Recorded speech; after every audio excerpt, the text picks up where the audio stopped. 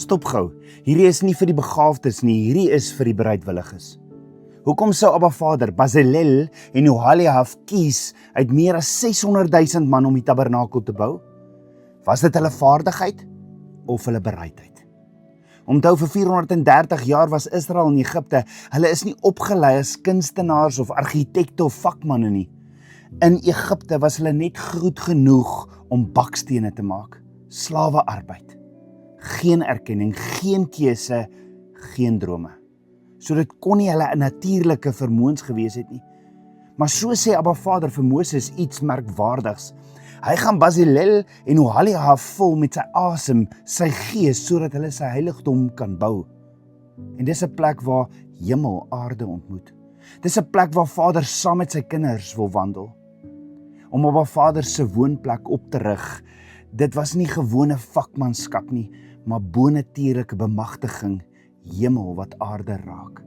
En dis steeds Abba Vader se hart vandag. Hy verlos ons uit Egipte deur die bloed van die lam. Hy lei ons deur die doop van die Rietsee. Hy doop ons en dan vul hy ons met sy gees sodat ons geesgedrewe kan leef. Maar hier is die vraag, sal jy toelaat dat hy jou vul? Sal jy hom 100% gehoorsaam wees? Nie 99% nie. Sal jy oorgee en toelaat dat hy jou lei, net sy wil? Jy sien, om geesgedrewe te wees beteken jy stap hand aan hand met Abba Vader in verbond. As sy woord so sê, dan doen jy dit presies net so. Nie my wil nie, nie my eer nie, nie my glorie nie, maar syne. Bezalel en Oholiab, hulle het nie vermoëns gehad nie, maar hulle was bereid om gelei te word.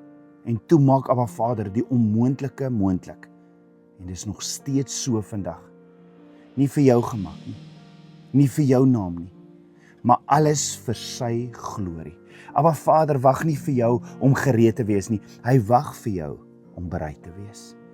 As hierdie boodskap jou hart geraak het, deel dit en dalk is jy 'n antwoord op die ander se gebed.